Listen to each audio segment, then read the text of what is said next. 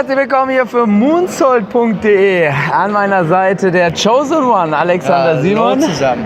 Mein Name ist Ingo Vollenberg. And we have a nice international guest here with us. If you could please introduce yourself for the audience with all your nicknames and everything that you get.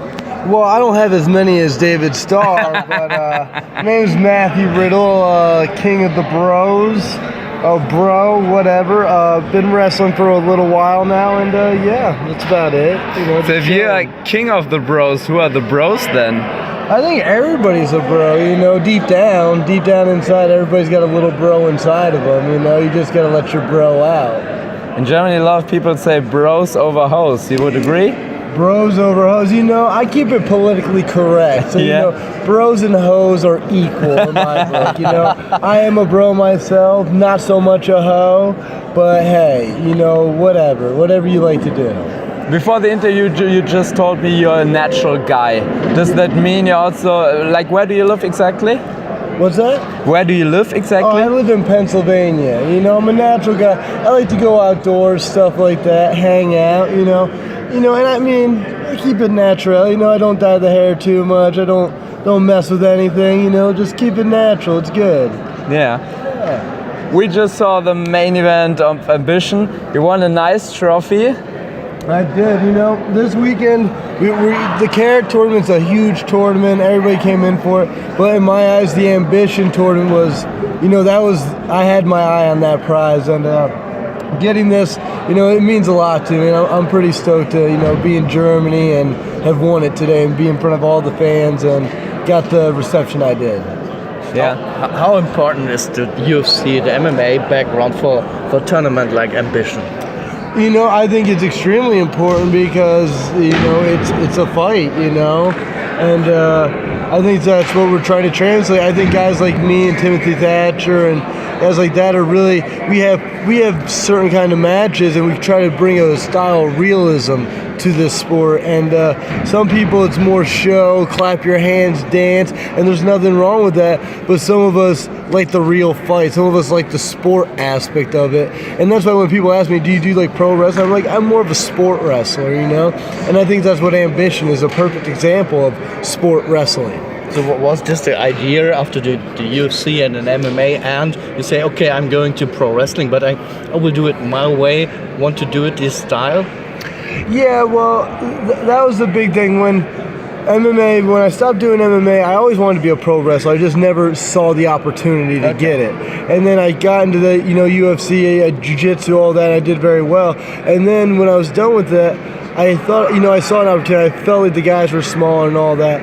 And I saw them all using kind of an MMA background. Like, oh, I use like an omoplata, or they use an arm bar, or this or that. And I'm like, I think I can do that, but like better, because I'm like world class at this, and I fight in the, you know, I've been all around the world just doing that, you know, and these guys are mimicking what I do for real.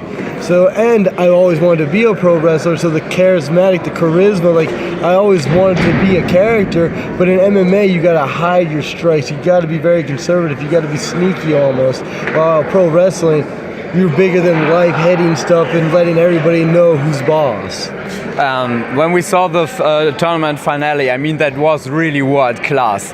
First of all, what do you think about your opponent, Timothy Thatcher? Timothy Thatcher is one of the best wrestlers on the planet. You know, some people, you know, boo or they give him shit for his style, but he's tough, he's rugged. We've done jiu-jitsu, we've done amateur wrestling, we've done it all, and Tim can hang with the best. He trained with Josh Barnett, who's one of the best fighters in the world still. You know, he still competes. I think he just wrestles for TNA as well. So, you know, he's surrounded by good people. He's a top-level talent. He had a bloody nose a little bit. With what did you hit him? I didn't give him a bloody nose. I think I split his head open a little bit. I hit him with a knee a couple times. But I think somebody else gave him the bloody nose earlier. Maybe I gave him a little more of a bloody nose. You refreshed the bloody nose. I refreshed it. But hey, you know, it was fun. It was a It's good not time. ballet. Yeah. But if you had to choose between work and shoot, what would you choose? You know, I like both. The thing is, with like working, it's a little more fun. You can be a little more friendly, and there's you know, there's respect in both, but I feel like there's a little more camaraderie with the work, you know, and then with the shoot, it's more, you know, you win, lose, or draw, there might still be some animosity there. You know, not saying there won't be if you work a match, but that's usually on a personal level, not because of, you know, something else. You know what I'm saying? Yeah, of course. Yeah. Of course. If we move a little bit back to the UFC, the finish was a little bit sad. Yeah. Can you tell us a little bit about the end and about you had a 4-0, yeah? So you was on the way to the main event, yeah? Yeah. And, then the finish was a little bit sad. And can you tell us a little bit about the end and about maybe a conversation with Dana? Yeah, you know, I get asked this all the time, you know, because when you're on a 4-fight win streak in the UFC and then you get fired for failing a couple drug tests for a performance-enhancing drug known as marijuana, you know, because they were saying it was making me faster, stronger, smarter than my opponents, and that's why I was a danger to my opponents. Because marijuana was making me a superior athlete. That's ridiculous. So you know, they exercise their right to fire me, even though they allow other fighters to use cocaine. And at the time when I was in the UFC, they were allowing fighters to use HGH and testosterone replacement therapy, which is basically steroids given to you by your doctor. You know, so. You know, honestly, I think it was just I was at wrong place, wrong time. You know, the way the business worked then isn't the way it works now. Because even now, they don't test for little amounts of marijuana in your system. They test for 150 nanograms. When I was there, they tested for 15 nanograms. So I think everything's changed over time. But when I was there, the rules were different. And I paid the price, you know, and I was very vocal about it. And I don't think I would change a thing, you know. It was upsetting because I was making a lot of money, only working 3 times a year, but that was also kind of the downer part of it too, because I'd only work 3 times a year. I only got to entertain a crowd 3 times a year. I only got to be with my fans 3 times a year. Now I'm wrestling 7 times, 8 times this weekend. So, you know, some people might be like, oh, that sucks, but in my eyes, that's awesome. I get to work twice as much, and I just like I said, the camaraderie. I like the work, you know, it makes me happy. So after the incident, I mean, what's your mindset right now? Are you now a straight edge guy, or do you still like to party? I mean, I don't even consider it party. I consider, you know, marijuana or cannabis like a herbal supplement. Yeah, you know? of course. I wouldn't say, oh, I'm crazy. I'm using the cannabis. You know, it's I've been using it. I've been prescribed it by a doctor, and you know, I think it has a lot of medicinal benefits, and it's unfortunate the stigma that goes behind it just because, but you know, when the facts are shown, you know, I think everybody already knows, hence it's already mostly legalized in America. You can get it in Amsterdam over here, so you know, it is what it is. It's just politics. I mean, the drug rules in Europe are very different to the States. I mean, I'm from Berlin, so it's a complete different thing. But in the States, it's like when people hear you're using marijuana, which is, like you said, a plant, not really a drug. Are they like, oh, you're a bad person, or? Yeah, you know, and I feel like it was like that. I don't feel like I get that look anymore. Most people are like, oh, he got fired for marijuana. He was beating people. He was winning fights, and they fired him for marijuana. Like, that kind of sucks. And the thing is, too, it's not like I couldn't stop using. Like, I would quit before a fight. It's not like I was smoking, like I got to get it in right before the cage. It's like, oh, you know, like, I quit 3 weeks out because I knew I was getting drug tested. You know, I fought like 12 other times, never failed a drug test. 13 other times, never failed a drug test. And I failed those 2, but it's like I quit far out, and I thought I was good, but they were testing for really, really low amounts in my system, and that's what happens. Was it maybe because you're not important like the Diaz brothers? What's that?